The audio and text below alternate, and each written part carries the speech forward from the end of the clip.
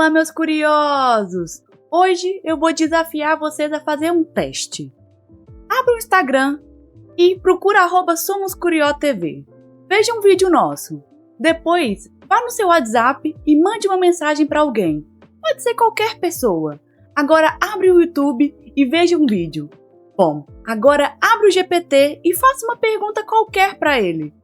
Pois é, pronto. Nesse exato momento, a gente já teve uma grande interação com os data centers. Então já sabem.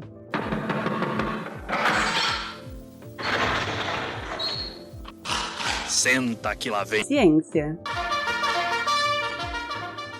Enquanto você fez isso, milhões de computadores espalhados por todo o planeta fizeram o trabalho para você. Pois é, parece que é invisível a internet. Parece que a gente não sabe aonde fica armazenado as coisas. Mas hoje nós vamos falar sobre data centers. Esses locais são responsáveis por consumirem uma grande quantidade de eletricidade. Eles produzem grandes quantidades de calor. E para que a gente consiga resolver esse problema do calor, nós precisamos resfriar esses computadores gigantes. E para resfriar, nós precisamos de água constantemente. A internet, ela parece invisível, mas ela precisa de prédios enormes para que esses computadores fiquem armazenados. Além disso, ela precisa de uma grande quantidade de água e também alguns minerais importantes para sua produção. Só que agora existe um detalhe. Com a explosão da inteligência artificial, alguns pesquisadores estão fazendo a seguinte pergunta: será que a internet, que nós usamos todos os dias no nosso cotidiano, pode ser responsável pelo aumento do consumo de energia do nosso planeta? E hoje nós vamos descobrir sobre isso. Existe uma mentira que todos nós falamos todos os dias, e é a seguinte: eu vou salvar na nuvem. Mas o que será que é essa nuvem? Ela não existe. Ou melhor, ela existe em grandes prédios feitos de concretos, onde ficam armazenados grandes quantidades de computadores, para que possam armazenar o conteúdo presente na internet e cheguem até essa tal de nuvem. Essas áreas são feitas de concreto. Além do concreto, nós também precisamos de aço, minerais e outros elementos para que a gente consiga ter uma grande capacidade de computadores produzindo para nós, ou melhor, entregando para nós a internet que nós usamos todos os dias. Quando você envia uma foto ou algum documento pelo Google Drive ou de outra plataforma, esse material ele não vai ficar retido em uma nuvem ou no céu. Na verdade, eles vão atravessar oceanos, vão atravessar continentes através de fios. São conectados de forma submarina ou terrestre para que todo esse conteúdo, todo esse material, ele seja transportado para um lugar, conhecidos como data centers. Imagina um shopping center. É a mesma coisa, só que remove todas as lojas e no lugar de lojas nós vamos colocar computadores. Computadores que vão funcionar todos os dias, 24 horas por dia, 7 dias por semana, 365 dias por ano. Esse é o data center. Eles armazenam praticamente tudo: Netflix, YouTube, Spotify, hospitais, bancos, universidades, Pix, ChatGPT, Instagram e praticamente tudo que nós usamos todos os dias. Sem eles, a internet simplesmente para. Porém, com a chegada da IA ou da inteligência artificial, tudo mudou. Durante muitos anos, os maiores consumidores de internet eram YouTube, Netflix, redes sociais, pesquisas no Google, mas aí vieram as inteligências artificiais, uma nova forma de pensar. E tudo mudou, porque para treinar um modelo de IA, nós precisamos de milhares de placas de vídeo.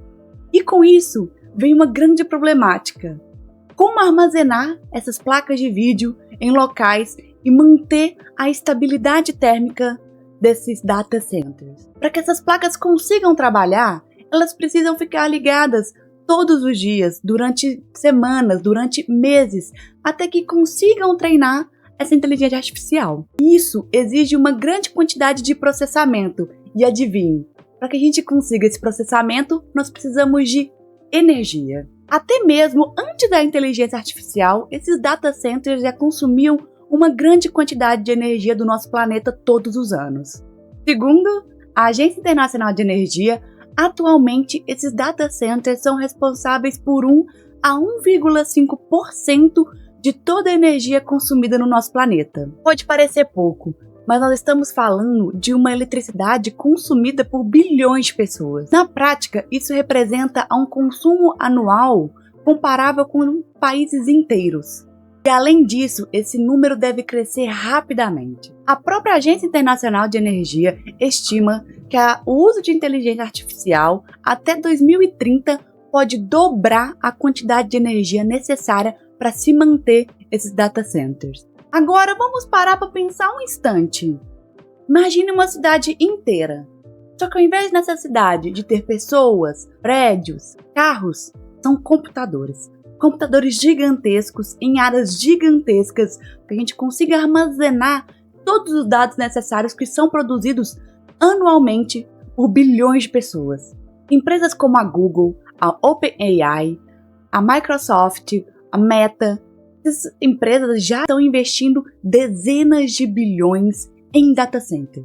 Não porque eles querem, isso porque a demanda simplesmente explodiu. E afinal de contas, meus curiosos, hoje nós estamos numa corrida no mundo inteiro pela inteligência artificial, por processos computacionais aprimorados.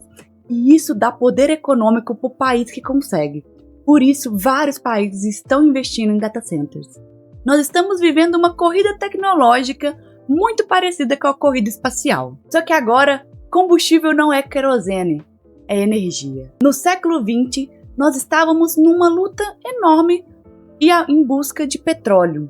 Hoje, no século XXI, talvez nós podemos dizer que a busca é pela eletricidade, porque quando se tem energia, a gente consegue mover os dados. E os dados estão se tornando um dos ativos mais valiosos do nosso planeta. Mas isso levanta outra pergunta.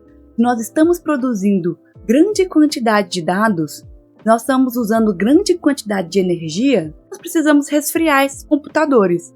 E aí vem a problemática. Nós precisamos de uma grande quantidade de água todos os dias para que os data centers possam funcionar. Agora vem a parte mais surpreendente.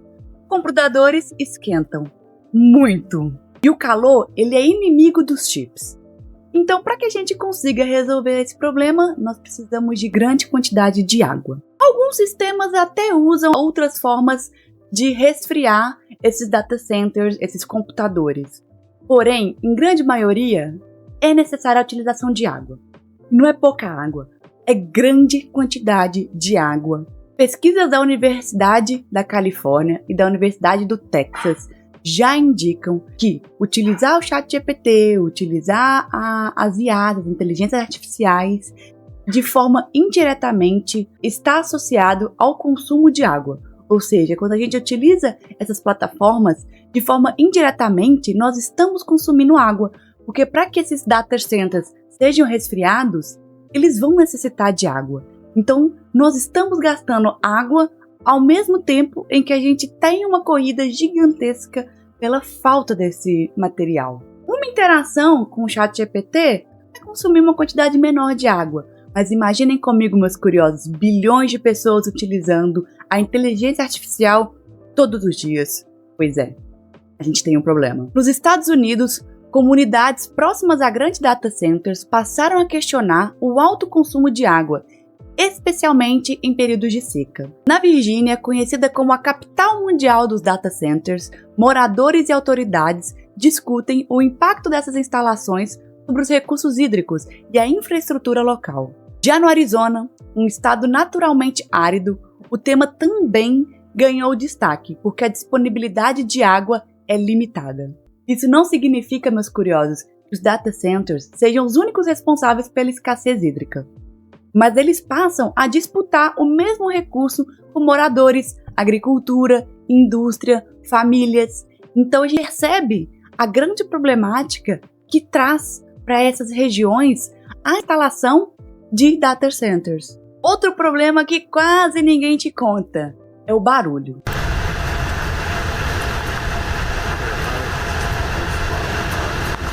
Quando nós pensamos em poluição, a primeira coisa que vem na nossa cabeça é fumaça.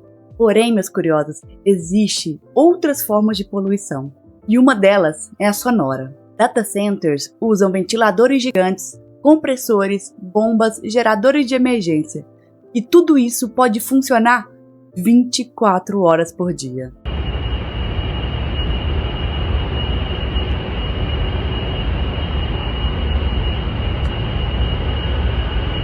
Moradores próximos de alguns empreendimentos relataram dificuldade para dormir e aumento do ruído constante. Do you hear that noise in the background? That's the sound of a hyperscale data center here in Dowagiac, Michigan. Levando inclusive a ações judiciais e pedidos para instalação de barreiras acústicas em alguns países. Pois é como se essas pessoas elas morassem em uma região com dezenas de ar-condicionados ligados 24 horas por dia. E será que o Brasil está entrando mesmo nessa corrida tecnológica, nessa corrida pelos data centers? Agora nós chegamos na parte que todo mundo gosta. O Brasil. O Brasil é um lugar que tem atraído muitos olhos para a instalação de data centers. E por que isso acontece? Porque o Brasil tem uma grande quantidade de energias renováveis. Nós temos energia eólica, energia solar, e isso atrai os olhos de outros países. Porque essa matriz energética sustentável, ela é muito importante para que a gente consiga produzir, consiga instalar data centers mais sustentáveis. Além disso, nós temos milhares de cabos subterrâneos ligando o Brasil a outros continentes. Porém, meus curiosos, não são mil maravilhas. Com a instalação de data centers, também vem a problemática. Primeiro desafio, data centers podem consumir a quantidade de energia equivalente a cidades inteiras. Isso exige mais infraestrutura elétrica, mais linhas de transmissão, mais subestações e mais investimento em ciência, em tecnologia e em formas de tentar lidar com esse grande consumo energético. E claro, pensar, realmente vale a pena esses data centers?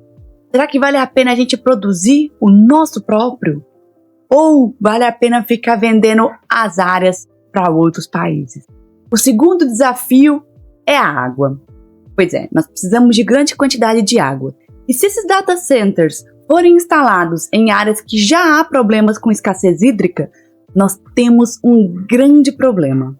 Porque se essas áreas ficarem ainda mais sem água, nossa população inteira vai sofrer. E isso não é só relacionado a comunidades ao redor de data centers.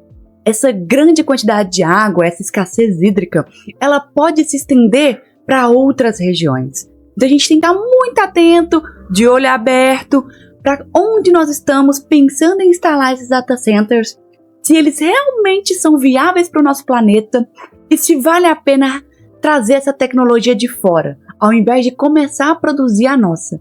Talvez seja interessante a utilização de data centers nacionais, produção de tecnologia nacional em áreas que possuem capacidade de receber essa infraestrutura, de receber essas grandes máquinas para que a gente consiga caminhar da melhor forma, olhando não só a tecnologia, mas também o meio ambiente e a nossa sociedade. E aí, então, entra o terceiro desafio: soberania tecnológica.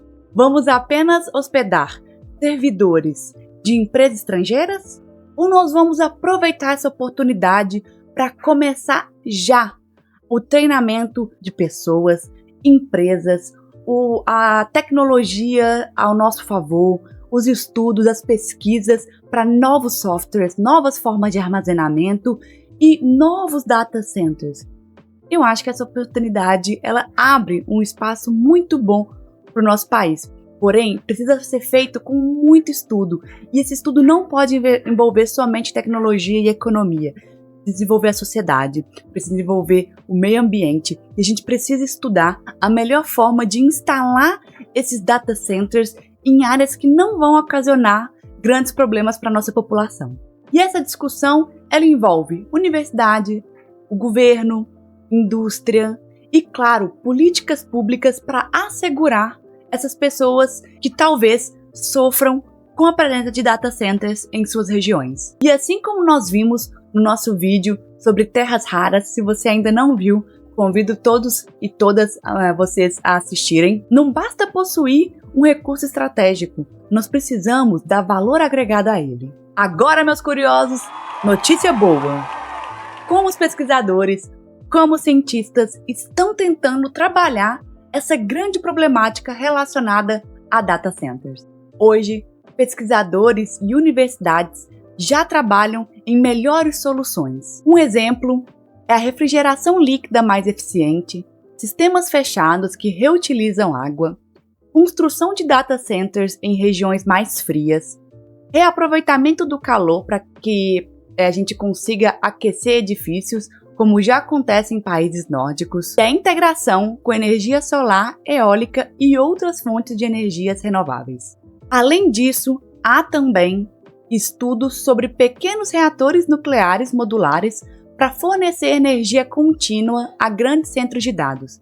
Embora essa tecnologia ainda esteja em desenvolvimento e envolva debates sobre custos, seguranças e regulamentação, talvez a maior lição desse vídeo de hoje seja: a internet, ela não é 100% virtual, ela não é invisível.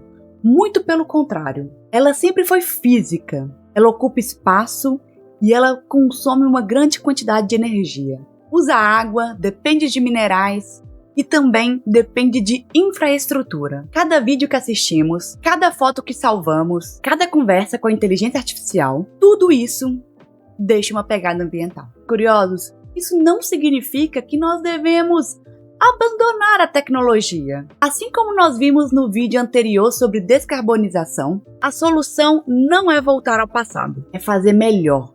É construir data centers mais eficientes, usar energia renovável no armazenamento desses dados, reduzir o consumo de água e planejar aonde esses data centers podem ser instalados, desde que não tragam problemas ambientais e sociais para a nossa população. E claro, meus curiosos, garantir que o Brasil não seja apenas consumidor dessa tecnologia, mas que a gente comece e que a gente possa produzir a nossa própria tecnologia, o nosso próprio conhecimento, com a nossa própria energia, para que a gente consiga avançar cada vez mais em busca de um mundo mais sustentável e mais amigável com o nosso planeta.